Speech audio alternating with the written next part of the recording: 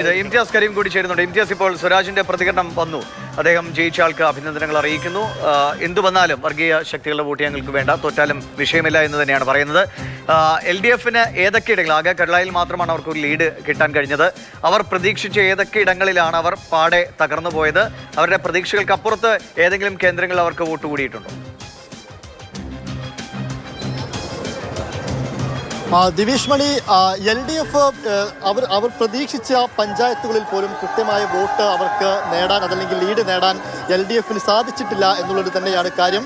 പ്രത്യേകിച്ചും UDF എന്നാൽ പ്രതീക്ഷിക്കാത്ത ഇടങ്ങളിൽ പോലും UDF വലിയ വിജയം നേടുന്നത് നമ്മൾ കാണുകയും ചെയ്തു. കരുളായി പഞ്ചായത്തിൽ മാത്രമാണ് LDFന് കുറച്ചൊരു മേൽക്കൈ, 135 വോട്ടിൻ്റെ ഒരു മേൽക്കൈ വന്നിരിക്കുന്നത്. മറ്റൊന്ന് ഈ നഗരസഭയും അതുപോലെ തന്നെ അമരമ്പലം പഞ്ചായത്തും പോത്തുകല്ല് പഞ്ചായത്തും ഒക്കെ ഒരു പക്ഷേ LDFന് സ്വാധീന ശക്തിയുള്ള സ്ഥലങ്ങളാണ് എന്നാണ് വളരെ നേരത്തെയുള്ള കണക്കുകളും 2021-16 ഒക്കെ കണക്കുകൾ പരിശോധിക്കുമ്പോൾ മുൻപിലുള്ളൊരു കാര്യം. പക്ഷേ അതിനെയെല്ലാം തൂത്തെറിഞ്ഞ് അതിനെയെല്ലാം അപ്പാടെ നിലംപരിശാക്കിക്കൊണ്ട് UDF ഈ പഞ്ചായത്തുകളിലും നഗരസഭയിലും അടക്കം മേൽക്കൈ നേടുന്നതാണ് നമ്മൾ കണ്ടൊരു കാര്യം. അതോടൊപ്പം തന്നെ എടുത്തു പറയേണ്ട ഒരു കാര്യം, ഈ CPM കൃത്യമായിട്ട്, ഇടതുപക്ഷം കൃത്യമായിട്ട് നിരവധി ആരോപണങ്ങൾ UDFനെതിരെ ഉന്നയിച്ചിരുന്നു. അതിൽ പ്രധാനപ്പെട്ട ഒന്നായിരുന്നു ജമാഅത്തെ ഇസ്ലാമിയുമായിട്ടുള്ള ബന്ധം, വെൽഫെയർ പിന്തുണ ഉണ്ട് എന്നുള്ള ബന്ധം.